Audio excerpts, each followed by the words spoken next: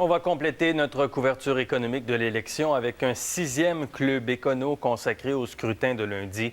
Avec Simon Tremblay-Pepin, chercheur à l'Institut de recherche et d'information socio-économique, et Yuri Chassin de l'Institut économique de Montréal, voici un bilan de campagne.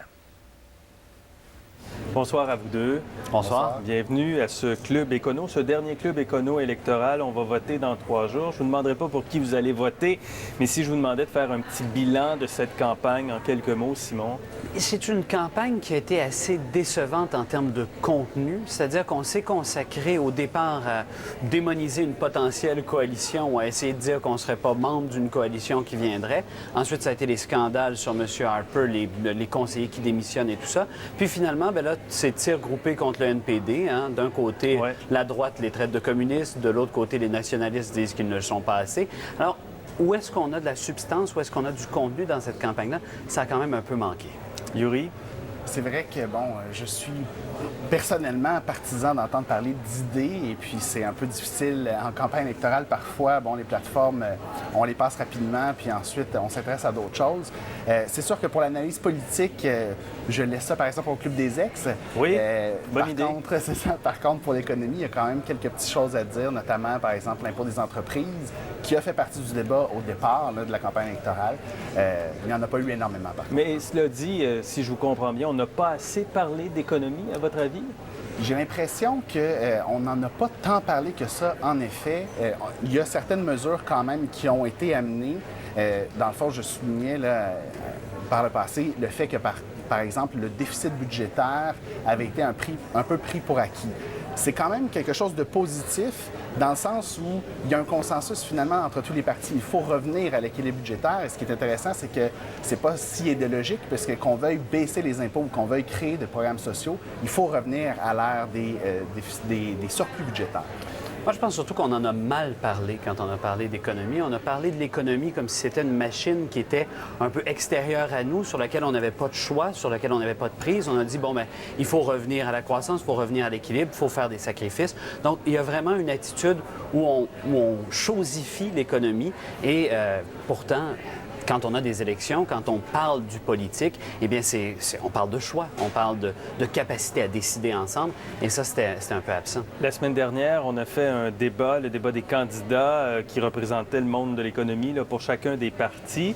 On s'est attardé notamment sur les plateformes du NPD et du Bloc québécois parce qu'il y a beaucoup de dépenses, mais on se pose des questions sur les revenus pour le NPD et pour le Bloc québécois. Est-ce que les plateformes électorales, puis je m'intéresse beaucoup au NPD en ce moment. Je pense que tout le monde a bien compris que les sondages voient cette vague orange présentement. Est-ce que c'est crédible? Est-ce que dans cette plateforme électorale, Yuri?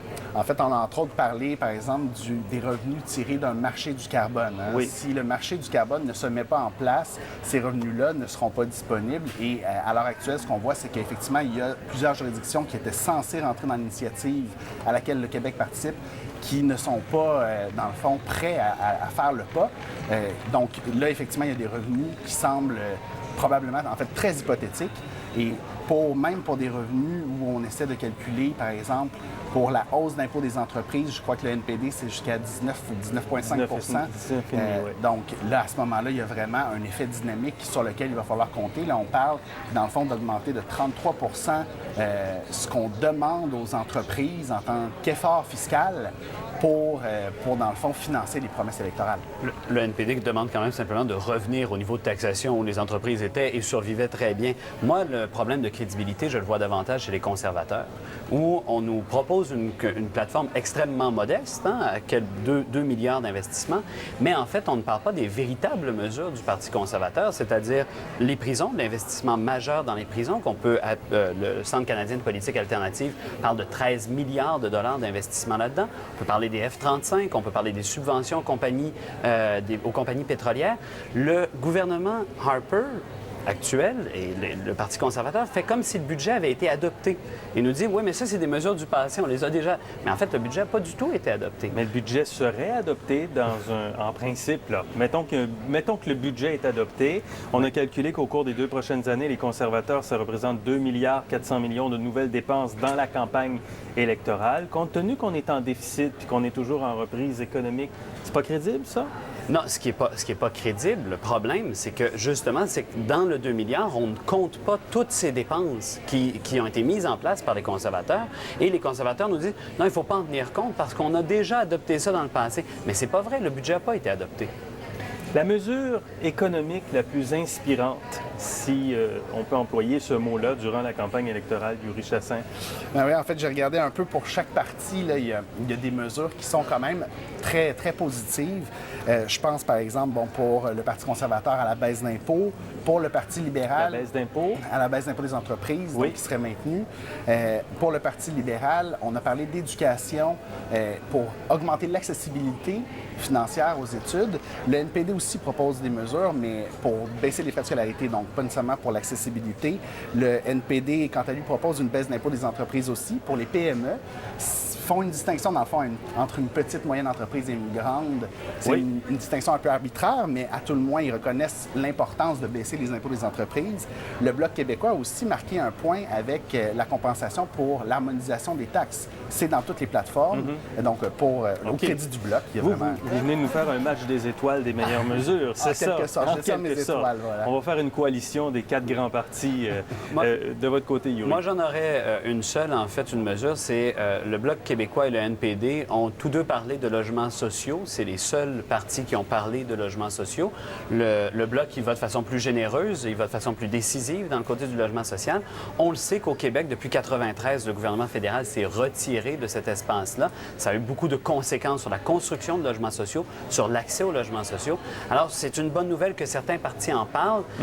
Ce serait plutôt étonnant que les conservateurs et les libéraux embarquent dans ce genre de réflexion-là, mais au moins, on recommence à parler de logement social et du financement des logements sociaux du côté du Bloc et du côté des NPD. À mon avis, c'est une bonne nouvelle. Avez-vous une déception, une vision qui n'a pas été établie, une mesure qui vous a déçu, qui vous répugne, Yuri? Ou un match des étoiles, oui, de ce que vous ça. avez pas aimé? J'ai un peu fait le même exercice, puis je trouve ça intéressant, dans le fond, de souligner, par exemple, que en termes de dépenses gouvernementales, le Parti conservateur propose de réduire les dépenses. C'est celui vraiment qui va le plus loin, qui propose une réduction de 11 milliards, mais qui ne sont pas précisées, par contre. Et donc, c'est au passif là, du Parti conservateur. Et donc, vous rejoignez un petit peu là-dessus, sur le Parti conservateur, au niveau de la solidité de la plateforme jusqu'à un certain point. C'est une plateforme qui est très imprécise. Quand on lit la plateforme conservatrice, elle est extrêmement... Comparée aux autres partis qui vont assez clairement quand même, dans le Parti conservateur, on nous laisse dans le vague avec plusieurs mesures et on dit, ben oui, j'imagine les gens auront confiance et nous laisseront décider. Donc là-dessus, sur les coupures dans les programmes sociaux, Yuri a tout à fait raison. On n'a aucun détail. On n'en dit pas assez sur les revenus, on n'en dit pas assez sur les dépenses. Et voilà. On précise quand même sur 5 ans, mais effectivement, là-dessus, les dépenses qu'on comprime ne sont pas précisées.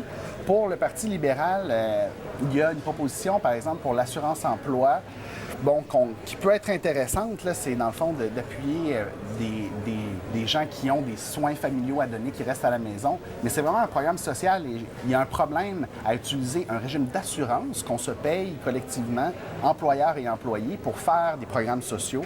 Je pense que c'est vraiment à leur passif. Pour le NPD et pour le Bloc, c'est évidemment des dépenses considérablement augmentées. Donc, vraiment, quant à moi, là, il y a ce problème de crédibilité. Ça déborde. Et vraiment, il faut penser que les cadeaux électoraux qu'on nous fait, c'est des cadeaux qu'on paye nous-mêmes, finalement, avec notre propre argent. Moi, c'est drôle, la mesure qui m'a le plus déçu vient des Verts.